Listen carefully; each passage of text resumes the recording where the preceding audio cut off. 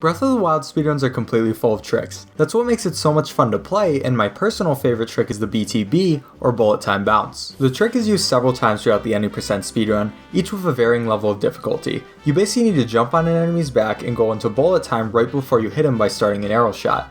Then you exit out of bullet time right after you land on the enemy, and your speed will be increased 20 times as you go from slow motion to regular speed. This makes you fly up into the air, which you can cancel and use a fall damage cancel, or use your parachute to fly away. Each BTB has its own setup and use, and while any % only has 4, other categories utilize many more. However, the most difficult BTB is the last one in the any % category. See, once you acquire the paraglider from Santa Claus, you get the ability to go to Hyrule Castle and fight Calamity Ganon. For the any % speedrun, we obviously want to go here right away.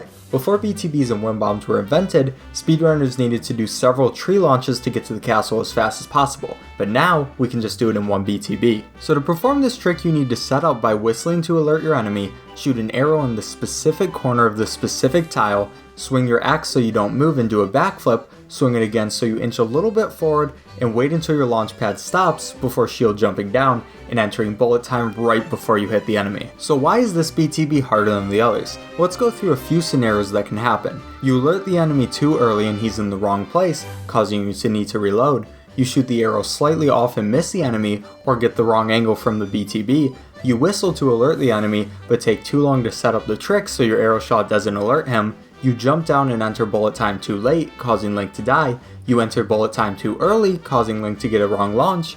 And you enter bullet time slightly too early, causing Link to not have enough stamina to make it to your destination in Hyrule Castle. But let's focus on that last one. See, Link needs about 3/4 of his stamina to glide all the way over to Hyrule Castle. To have that amount of stamina, you only have a very little amount of time to enter bullet time, and it's extremely precise. If you enter bullet time too early, you might not make it to your destination or even go in a completely different direction. And if you enter bullet time too late, you just won't be launched up at all. Now thankfully there are backup strats for not having enough stamina to make it to the window in Hyrule. You can either use the slab to bomb launch to the window or use wind bombs to make it there. However, if you're competing for world records, using a backup strat can often result in the loss of a run. The silver lining is this trick is awesome and feels extremely good to hit. It usually takes me about 3 or 4 times to hit it, and most of the time I still need to use backup strats, but it still feels amazing. Bullet time bounces may have made this game harder, but they also made this game super cool. But you could still argue that this trick isn't too much worse than the others. I mean, you have 4 other BTBs,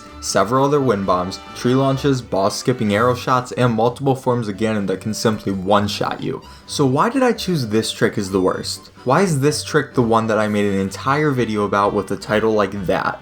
Well, it's my video, so get off my dick. I'm just kidding. Yeah, honestly, the entirety of Breath of the Wild is a run killer. There are so many tricks and places to die that if you watch top players, often there will barely be any completed runs. This trick in particular is really interesting to me though, so that's why I chose it. And that's why this is the biggest run killer in Breath of the Wild.